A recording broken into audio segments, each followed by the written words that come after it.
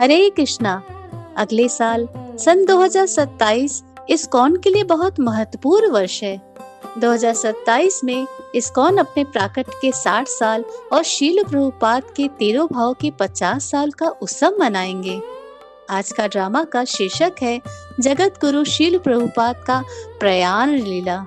तो आइए हम लोग शील प्रभुपाद के अंतिम लीला का दर्शन करें और अपने आप को 2027 के दिव्य वर्ष के लिए तैयार करें। सन 1922 में शील प्रभुपाद ने अपने गुरु महाराज शील भक्ति सिद्धांत सरस्वती ठाकुर से आज्ञा प्राप्त की थी। आज्ञा स्वरूप अपने सिर पे धारण करके 1965 में शील प्रभुपाद ने कृष्ण भक्ति प्रचार करने के लिए विदेश भ्रमण किया। देखते देखते 10 साल में सारा विश्व के कोने कोने में 108 मंदिर का उन्होंने स्थापना की। हजारों की संख्या में भक्त जुड़े, सैकड़ों ग्रंथ प्रकाशित हुआ और लाखों ग्रंथ वितरण हुआ। शील प्रभुपाद भगवत सेवा में 24 घंटे नियुक्त रहे। सिर्फ 2-3 घंटे बीच बीच में वह विश्राम करते। 70 दशक के अग्रभाग में उनका सेहत देखते देखते बिगड़ने लगा। सन 1977 6 और 7 सितंबर को हुए जन्माष्टमी और व्यास पूजा के त्योहार के बाद शील प्रभुपाद का स्वास्थ्य बिगड़ता ही गया।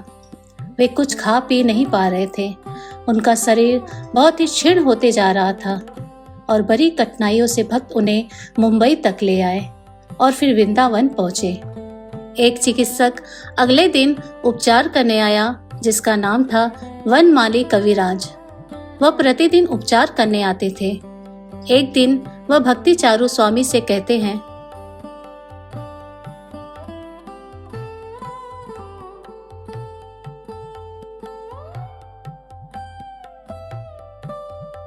प्रभुपाद की स्थिति दिन पर दिन नाजुक होती जा रही।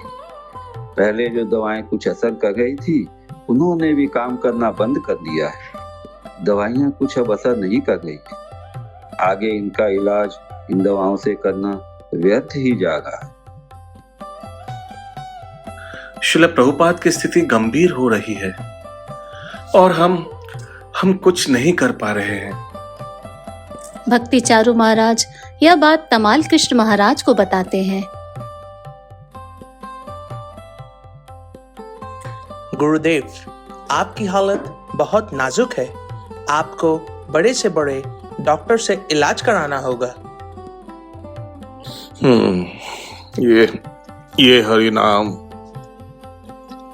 ये हरिनाम सर्वश्रेष्ठ औषधि है।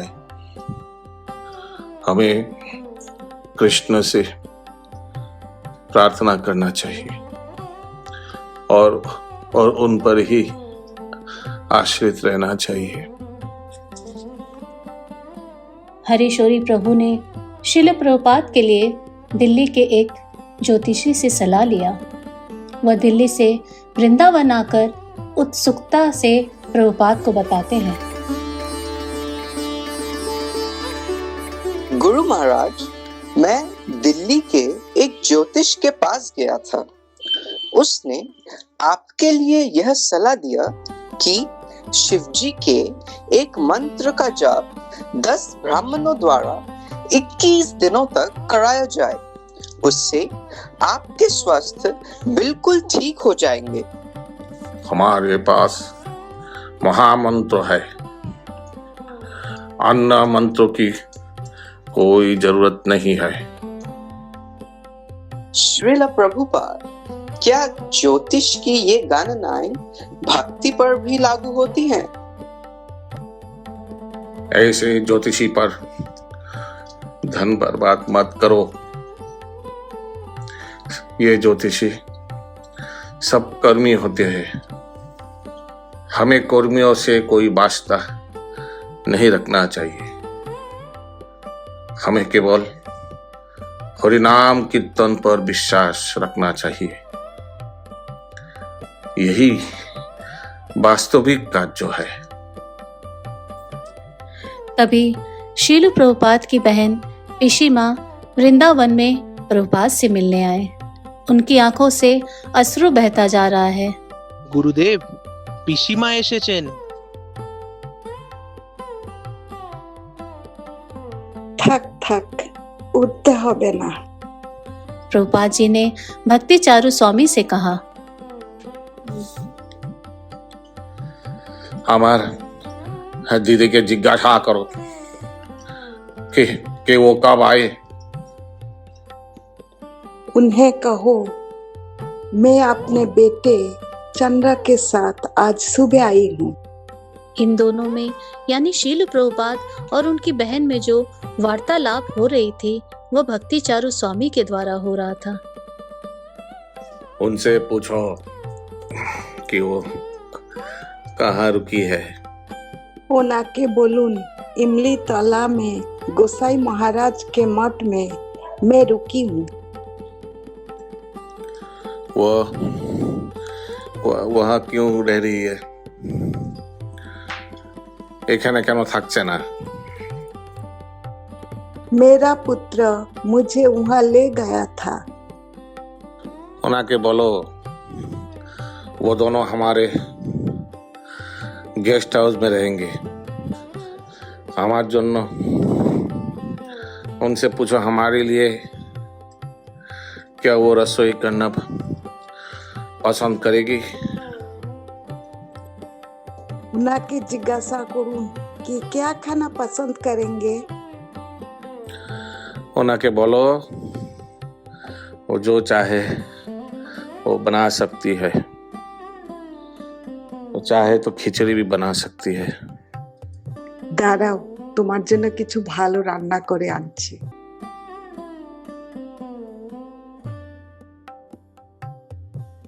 जब कीर्तनानंद महाराज ने सुना कि पीसी माँ प्रभुपाद के लिए रसोई कर रही है तो वह चिंतित हुए। वह नहीं चाहते थे कि प्रभुपाद पीसी माँ द्वारा बनाया गया मसालेदार पकवान खाएं और उनकी सेहत बिगड़ जाए।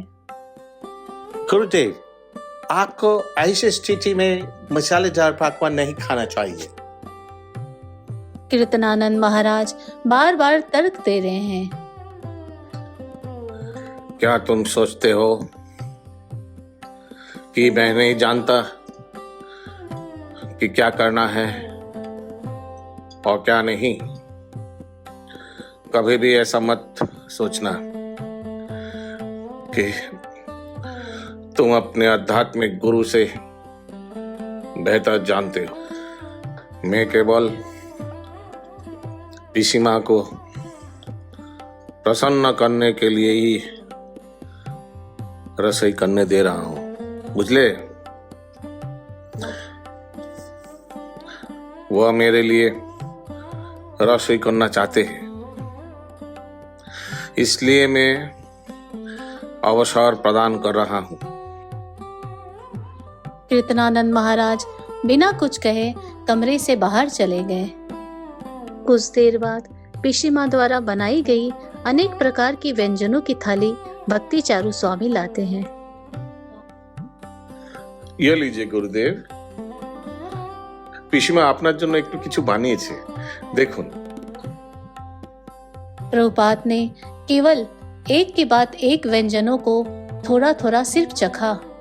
उनकी पाचन शक्ति ठीक नहीं थी, फिर भी पीसी माँ का मन रखने के लिए उन्होंने व्यंजनों को चखा। इस मधुर लीला के द्वारा हम लोग देख सकते हैं इस तरह जगत गुरु शील प्रभुपाद जो सारे विश्व में 7 बार भ्रमण किए और 108 मंदिर की स्थापना किए, वही व्यक्ति छोटी छोटी बातों पर ध्यान देते हैं और भक्तों को प्रसन्न करने के लिए भी सोचते हैं। अपनी बहन पीसी माँ की भावनाओं को प्रसन्न करने के लिए उन्होंने अपने स्वास्थ्य को नजरअंदाज करते हुए पीसी माँ को रसोई बनाने का अवसर प्रदान किए। श्रील प्रभुपाद की सेहत में कठिनाइयां होने के बावजूद उन्होंने कृष्ण भावनामृत आंदोलन आगे बढ़ाते गए। प्रतिदिन अपना जप, ग्रंथों का टीका, भक्तों के हजारों पत्र का उत्तर, मंदिरों का पाई पाई हिसाब किताब, दीक्षा अनुष्ठान इत्यादि नियमित रूप से करते गए।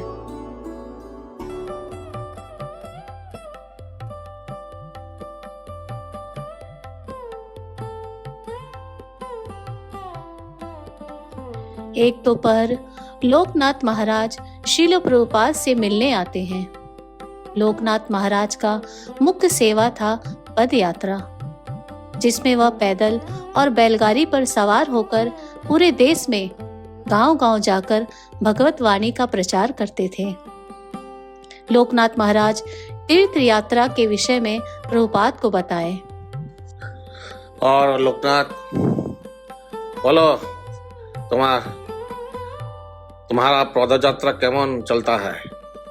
गुरुदेव, आपके आदेश अनुसार मैं बैलगाड़ी में अपने छोटे से दल को लेकर भारत भर में गांव में धर्म उपदेश का कार्य करने का प्रयास कर रहा हूं। यह सिर्फ आपकी कृपा द्वारा संभव हो पा रहा है। इस यात्रा के दौरान मैं बद्रिका आश्रम तथा भीम कपूर जैसे तीर्थों का हाल में भ्रमण किया। यह सुनकर प्रभुपाद अत्यंत प्रोत्साहित हुए और अपनी इच्छा को व्यक्त किए। वाह, खूब भालो, खूब भालो। लोकनाथ, क्या तुम मुझे बैलगाड़ी में वृंदावन की परिक्रमा कराओगे? हाँ गुरुदेव, अवश्य। यह यात्रा बिल्कुल कठिन नहीं होगा। हरे कृष्ण की बोल से भालो, खूब भालो। हरि बोल, हरि बोल। लेकिन गुरुदेव, आपका स्वास्थ्य ठीक नहीं है। शरीर ऊबड़ खाबड़ सड़कों की यात्रा सहन नहीं करने योग्य है। गुरुदेव, आप इस यात्रा के बिल्कुल बारे में सोचना मत। अरे परिक्रमाएं मृत्यु होले तो भालो। तुम लोग सभी मुझे परिक्रमा में ले चलो। हाँ प्रभुपाद, बिल्कुल जा सकते हैं और हम उनके साथ रहेंगे ना। हाँ, कुछ नहीं होगा। यह प्रभुपाद की इच्छा है, उसे पूरा करना ही चाहिए। हम उनके शिष्य हैं। नहीं, प्रभुपाद का शरीर बैलगाड़ी के हिचकोले सह नहीं सकेगा। अरे दूर, किच्छु हवे ना। तुम बैलगाड़ी लेकर आओ। परिक्रमा को लेकर भक्तों के बीच विवाद खड़ा हो गया। शील प्रभुपाद के पलंग के चारों ओर एकत्र शिष्यों के विचार भिन्न भिन्न थे। प्रभुपाद इसे देख रहे थे।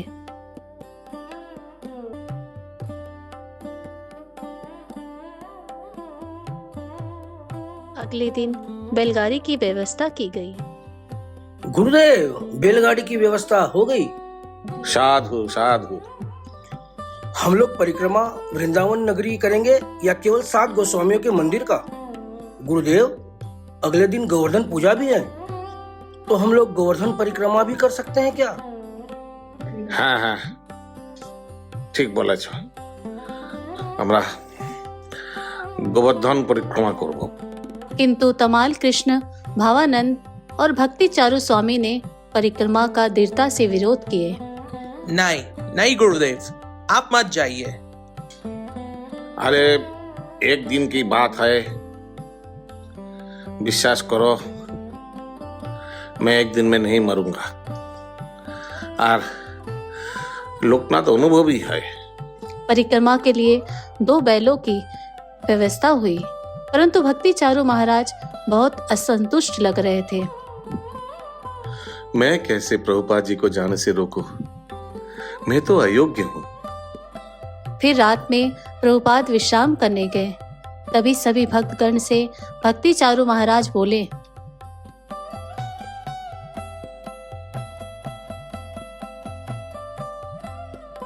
क्या तुम लोग को मालूम नहीं है? हाँ, तुम लोग जानो ना कि प्रभुपाद करवट भी नहीं ले पाते हैं।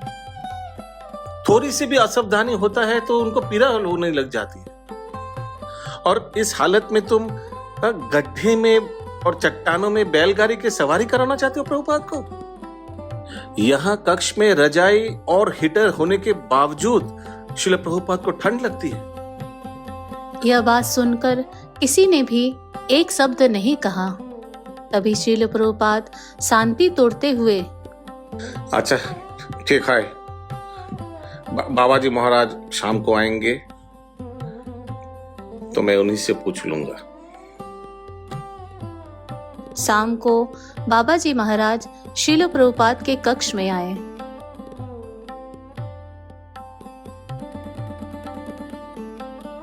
बाबा जी महाराज, मैं परिक्रमा में जा रहा हूँ,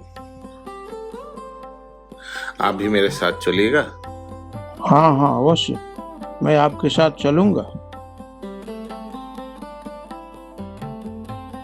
यह सुनकर भक्ति चारू स्वामी हताश हो गए। उनकी अंतिम आशा भी लुप्त हो गई। फिर उन्होंने एक योजना बनाई। उन्होंने प्रसाद की थाली को पहले से ही बगल के कक्ष में रख दिया। गुरुदेव, मैं बाबाजी महाराज के लिए प्रसाद की थाली तैयार किया हूँ। ठीक है, प्रसाद ले आओ। गुरुदेव, मैंने पहले ही बगल के कमरे में व्यवस्था कर दिया है। बाबाजी महाराज, आप जाइए और दूसरे कमरे में प्रसाद ले लीजिए।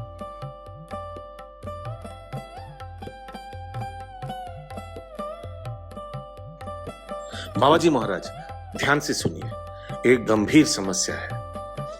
कल लोकनाथ महाराज पद यात्रा के बारे में बद्रीनाथ के दर्शन के विषय में श्रील प्रभुपाद जी को बता रहे थे। उन्होंने बताया प्रभुपाद को उस स्थान के बारे में जहां भीम ने अपने शरीर छोड़ा था। बाबाजी महाराज, हमको लगता है ठीक जिस प्रकार कृष्ण के तिरोभाव का समाचार पाकर पांडव महाप्रस्थान के लिए निकल गए थे, ठीक उसी प्रकार शायद श्रील प्रभुपाद वृंदावन परिक्रमा करते हुए अपने शरीर त्यागने की योजना कर रही है। हे प्रभु। बाबाजी महाराज, আপনি এটা সমাধান করতে পারবেন? नहीं नहीं, ऐसी स्थिति में उन्हें जाना नहीं चाहिए। बाबा जी महाराज खड़े हुए, अपने हाथ और मुंह को धोए और सीधे प्रभुपाद के कमरे में गए।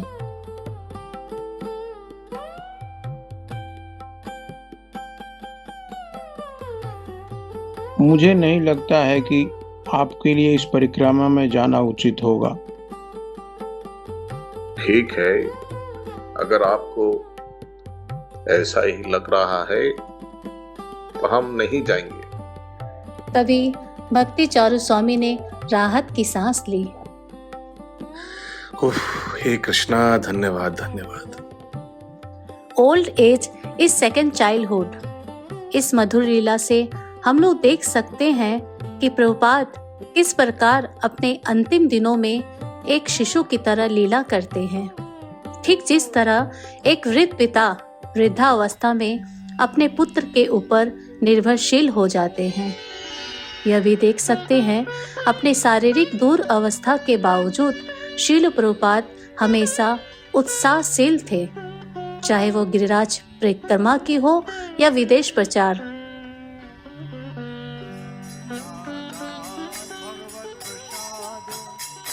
प्रसाद 1977 14 नवंबर सुबह 4:30 बजे कृष्ण बलराम मंदिर वृंदावन में।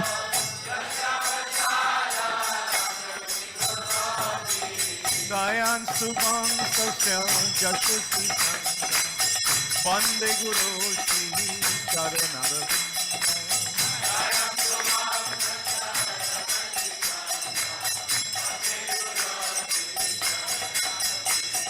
हरे कृष्णा कृष्ण कृष्ण हरे हरे, हरे राम राम राम।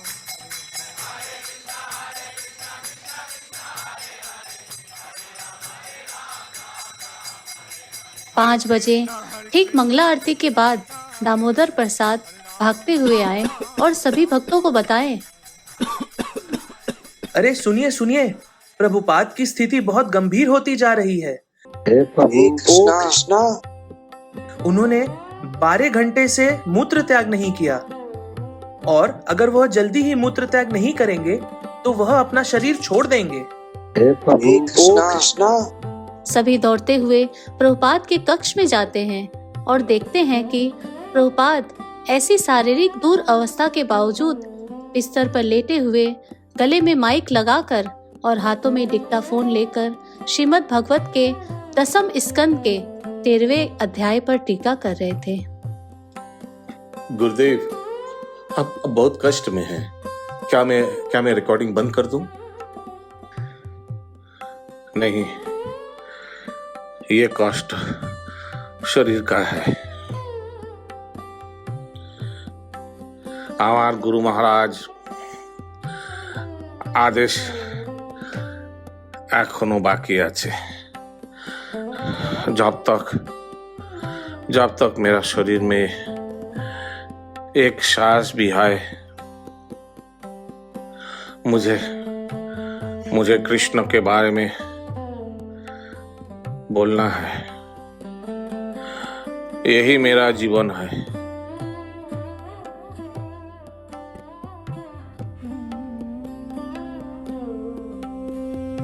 देखते देखते शाम हो गई। यह स्पष्ट था कि श्रील प्रभुपाद अपना शरीर छोड़ने वाले थे। कमरे के दरवाजे जो महीनों से बंद और पहरे के साथ थे, अब खुले हुए थे। भक्त अंदर चले आए थे। सभी कीर्तन कर रहे थे। भक्ति चारू महाराज प्रभुपाद के सिर के पास खड़े थे। समय समय पर जब अपना मुंह खोलते तो भक्ति चारू स्वामी उन्हें थोड़ा पानी देते। कृष्णदास बाबाजी महाराज आए और उनको प्रभुपाद के बिस्तर पर उनके सिर के पास बैठा दिया। पिसी माँ उनके पास धरती पर बैठी थी। प्रभुपाद अपना भागवतम का प्रवचन देते हुए,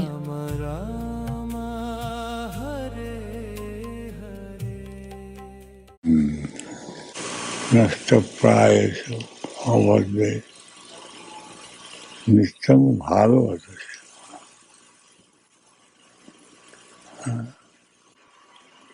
Then Jatagun Tamagun cannot do us harm. Therefore, Varnashram Dharma is so essential that people remain in Sakam. Everything is active, moving by the supreme desire of Krishna. This consciousness is Krishna consciousness.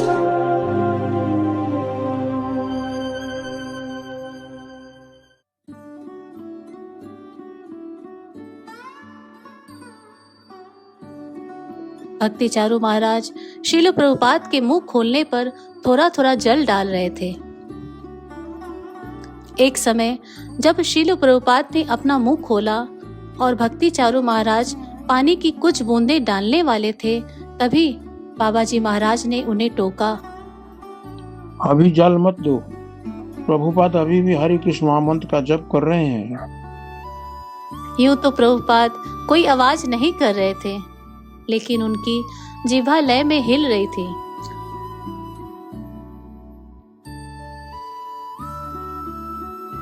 Srila Prabhupada ने अपना शरीर छोड़ दिया है।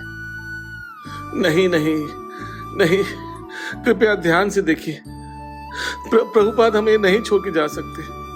दामोदर प्रसाद ने कपास का एक छोटा टुकड़ा लिया और प्रभुपाद की नाक के पास रखा। कपास हिला ही नहीं। उन्होंने फिर आला का उपयोग किया। कोई धड़कन नहीं है। प्रभुपाद अब हमारे साथ नहीं रहे। नहीं नहीं प्रभुपाद, आप हमें छोड़ के नहीं जा सकते। भक्ति चारू महाराज रो पड़ने वाले ही थे, तभी दामोदर प्रसाद ने कहा, मत रोइए मत रोइए, वह भगवत धाम जा रहे हैं, उन्हें जाने दीजिए। उनकी भगवान के पास जाने की यात्रा में बाधा मत डालिए। सभी समझ गए थे कि क्या हुआ है। श्रील प्रभुपाद ने 14 नवंबर 1977 साल की कार्तिक मास में संध्या 7:20 में अपना देह वृंदावन धाम में रखे और भगवान का नित्य लीला में प्रवेश किए। अगले दिन सुबह ब्रह्म मुहूर्त में उनके शरीर को यमुना में स्नान कराया गया। फिर सभी भक्त उनके शरीर को वृंदावन परिक्रमा करवाए। वृंदावन में गोस्वामी द्वारा जो 7 प्रमुख मंदिर है उसका दर्शन करवाया। फिर कृष्ण बलराम मंदिर में समाधिष्ट कराए। उसके बाद भक्ति चारू स्वामी प्रभुपाद के कक्ष में जाते हैं।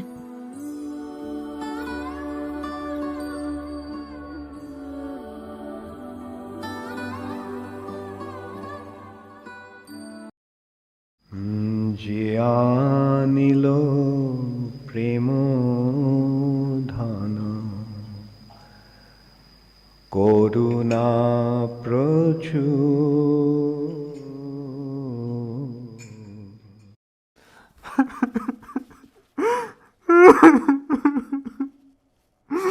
हेन प्रभु कोथा गेला आचार्य ठाकुर हेन प्रभु कोथा गेला आचार्य ठाकुर